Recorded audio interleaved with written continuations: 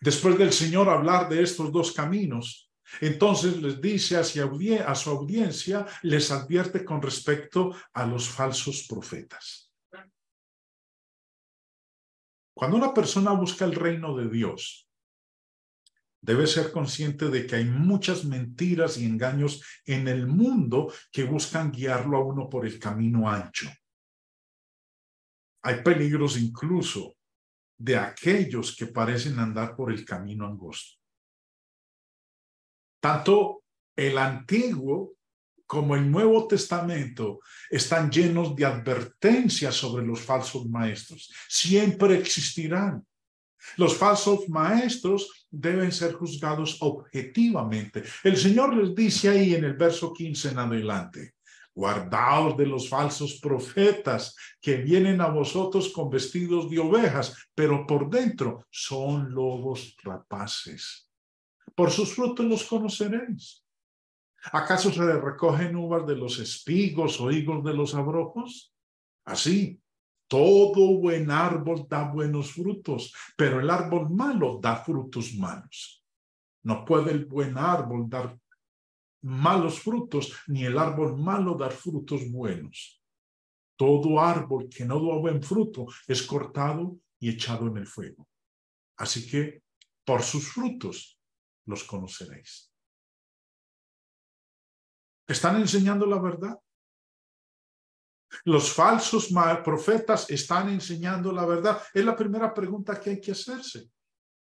¿Los falsos profetas están viviendo la verdad? ¿Cómo hacemos tales juicios? Por sus frutos. El verso 16, el verso 20 dice: por sus frutos los conoceréis. Casi todas las frases y palabras de esta sección nos sonarán familiares. Y también a los judíos de entonces, que las estaban escuchando por primera vez. Los judíos ya estaban bien informados acerca de los falsos profetas. En distintas ocasiones fueron advertidos con respecto a ellos. Por ejemplo, Jeremías tuvo un conflicto con los profetas que decían, Jeremías 6:14, y curan la herida de mi pueblo con liviandad diciendo, paz, paz, y no hay paz. Ahora, ¿cómo llama el Señor a estos que ofrecen una falsa esperanza? ¿Cómo es que el Señor llama a estos falsos profetas en el texto de Mateo 7? Los llama lobos rapaces. Era el nombre que se les daba a los malos gobernantes y a los falsos profetas. Aquí dice Jesús que los falsos profetas son como lobos disfrazados de ovejas. Guardaos de los falsos profetas que vienen a vosotros con vestidos de ovejas. En el mejor de los casos, los profetas eran la inspiración de la iglesia, porque eran personas que lo habían dejado todo para servir a Dios y a la iglesia de Dios. Pero el oficio de profeta se prestaba a abusos.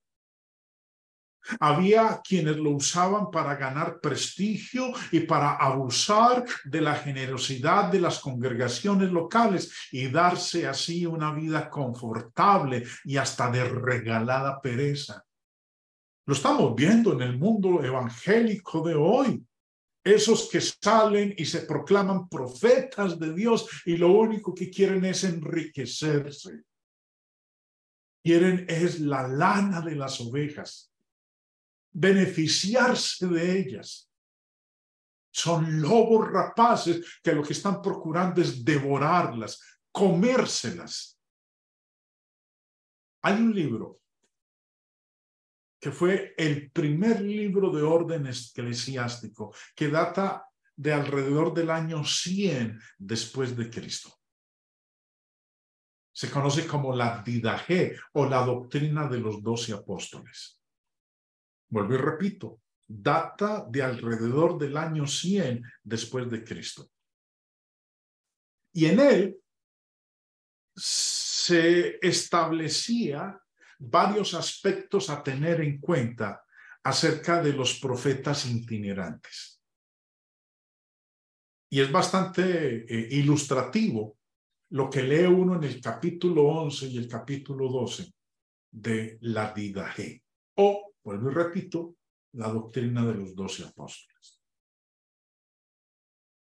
A un verdadero profeta había que mostrarle respeto. Se le debía recibir de buena gana. Vuelvo y repito, a un verdadero profeta. No había que menospreciar nunca su palabra, ni limitar su libertad. Nunca. Mira lo que dice en las instrucciones de la Didaché. A un verdadero profeta había que mostrarle respeto. Se le debía recibir de buena gana. No había que menospreciar su palabra ni limitar su libertad nunca, pero se quedará un día, o si es necesario, también otro. Pero si se queda 3 días, es un falso profeta. No debe pedir nunca nada más que pan. Si pide dinero, es un falso profeta. Todos los que se presentaban como profetas pretendían hablar en el espíritu, pero había una prueba ácida. Se distinguirán los verdaderos profetas de los falsos por su carácter. Todo profeta que enseña la verdad, si no hace lo que enseña, es un falso profeta. Ahora, es bastante interesante lo que dice aquí la Didaché, y me remito a la mitad donde dice que no debe pedir nunca más que pan. Si pide dinero, es un falso profeta. Y vuelvo y repito, este libro fue escrito alrededor del año 100 después de Cristo. Estamos hablando de 1900 años atrás, después de la muerte de los apóstoles. Y en los escritos de los padres de la iglesia, y este es uno de ellos, conocido como la Didaché o la doctrina de los apóstoles, se había dicho, si un profeta pide dinero, es un falso profeta. ¿Y qué es lo que hacen los profetas modernos? Estos que aparecen en televisión, los que vemos constantemente en las redes sociales, ¿qué se la pasan haciendo? Pidiendo dinero. ¿Qué decía la Didaché? Si pide dinero, es un falso profeta. Ya la advertencia estaba desde antes. Pero continuemos con lo que dice la Didaché. Si un profeta, pretendiendo hablar en el espíritu, manda que le pongan la mesa y le presenten una comida, es un falso profeta. A quien quiera que diga en el espíritu, dadme dinero o cualquier otra cosa, no le hagáis caso. Pero si os dice que deis a otros que tienen necesidad, que nadie le juzgue. Si un forastero llega a una congregación y quiere quedarse allí, si tiene un oficio, que trabaje y coma. Si no tiene oficio, considerad con sabiduría cómo puede vivir entre vosotros como cristiano, pero no inactivo. Y si no quiere hacerlo así, está comerciando con Cristo. Cuidado con los tales.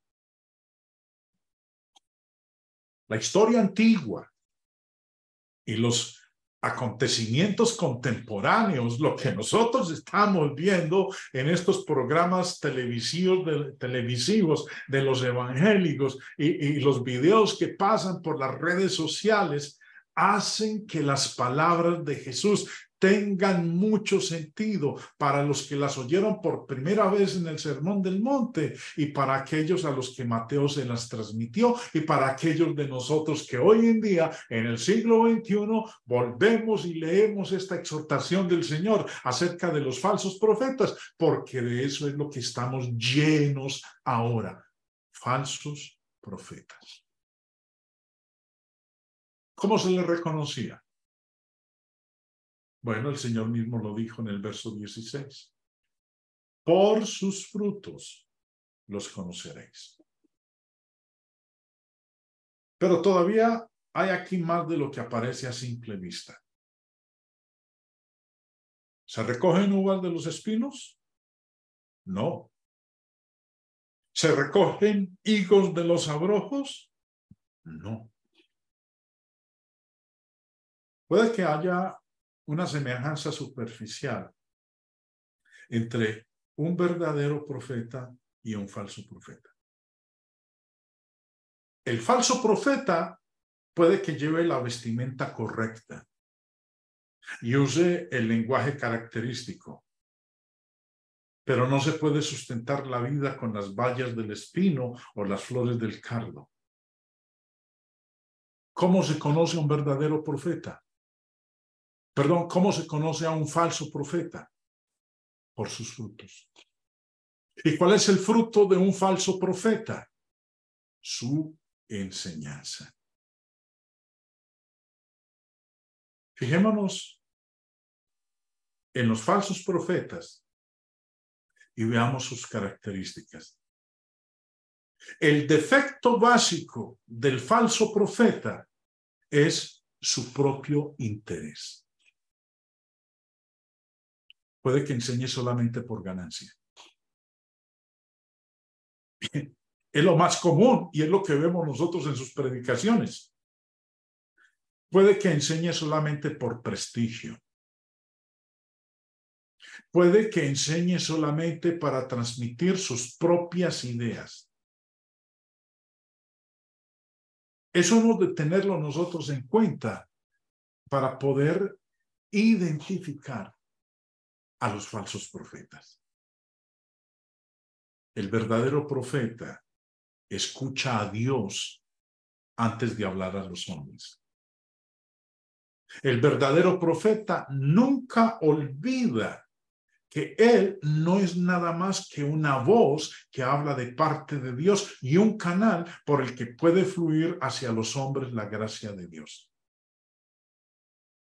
La obligación de un maestro y de un predicador es llevar a los hombres no su idea privada y personal de la verdad, sino la verdad tal cual como se encuentra en Jesucristo. Hermanos, dos caminos, dos puertas, dos destinos. Y una gran advertencia de parte de nuestro Señor con respecto a los falsos profetas. Dios los bendiga.